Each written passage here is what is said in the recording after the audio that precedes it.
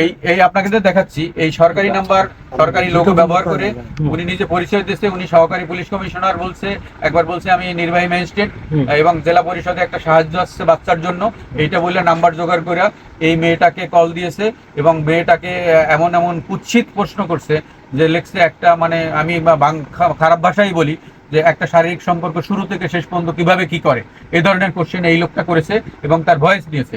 সেই ভয়েসগুলো উনি রেকর্ড করে আমাকে পাঠানোর পরে আমি যখন তাকে কল করি তখন সে আমাকেও মানে আমার 14 গোষ্ঠীতে উদ্ধার করছে। এরপরে আমার হুমকি দামকি ডিসি অফিসের সামনে পাইলে মেরে ফেলবে। এই দেখেন এই তার নাম্বার, এই এই সরকারি লোগো। হ্যাঁ, এই লোক ম্যাজিস্ট্রেটের কাছে, বিজ্ঞ আদালতের কাছে গিয়েছি গতকাল এবং এই নাম্বার দিয়েছি এবং উনি এই নাম্বার ট্রু কলারে চেক করে দেখেছে যে লেখা হচ্ছে এডিএম। হ্যাঁ, তাই এডিএম বলতে তো ডিসি অফিসের।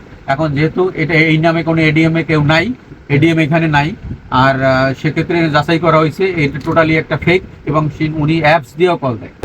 এটার অনেক বিষয় আছে, কারণ বাংলাদেশে দেখবেন অ্যাপস দিয়ে কল দিয়ে অনেক ক্রাইম ঘটতেছে। এই যে চট্টগ্রামে যে একটা শীর্ষ সন্ত্রাসী ধরা পড়ছে, পুলিশ কমিশনার কালকে বক্তব্যটা দেখেন যে এই যারা অ্যাপস দিয়ে ব্যবহার করে হুমকি দেয়, কথা বলে, এদেরকে ট্রেস করা খুবই কঠিন।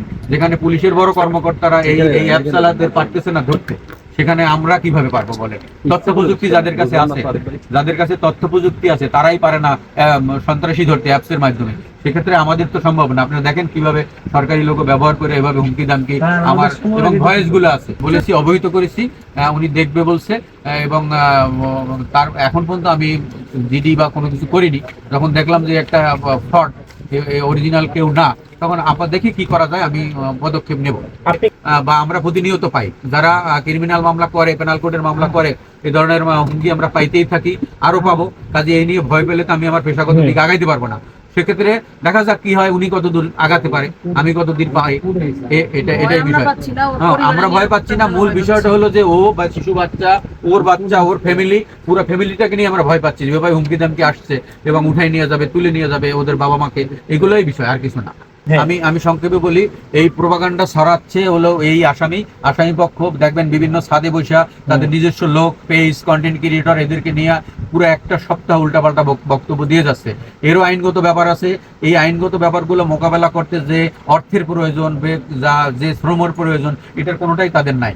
আমি যতদূর পারতেছি হেল্প করতেছি, আরো করব যতদূর পারি, কিন্তু এর বাইরে তো আসলে আমি ব্যক্তিগতভাবে আর কিছু করতে পারি না, কারণ এদের সামর্থ্য রাখতে হবে। যে এই বন্ধুটাই হলো ওর সেই বন্ধু, যে বন্ধুকে আমরা আসামি করতে যাচ্ছি।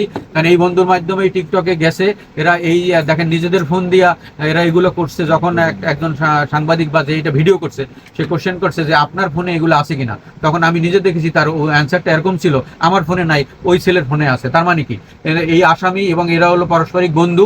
এই মেয়েটাকে, তার ফ্যামিলিকে বিপদে ফেলার জন্য এইসব কোশ্চেন করে, মানে এই ধরনের ভিডিও দিয়ে তাদেরকে বিপদে ফেলা, আর কিছু না। ও একটা মেয়ে এই অবস্থায় একটা বাচ্চা নিয়ে সামলাতে পারে না, সেখানে পরকীয়া করতে আসে। অডিও কল রেকর্ড স্বামী স্ত্রীর মধ্যে হইতেই পারে ঝগড়া হইলে। হ্যাঁ, যা আপনার আমার সবার স্বামী স্ত্রী যারা আছে, স্বামী স্ত্রীর মধ্যে একটু ঝগড়া হইলে সেই জিনিসটা যদি আমি কল রেকর্ড রাইকা পরবর্তীতে পাবলিশ করে দিই, এটাও তো একটা ক্রাইম। বন্ধুর সাথে এরকম না, এখন এআই যুগ, এখন অনেক কিছু নকল করা সম্ভব।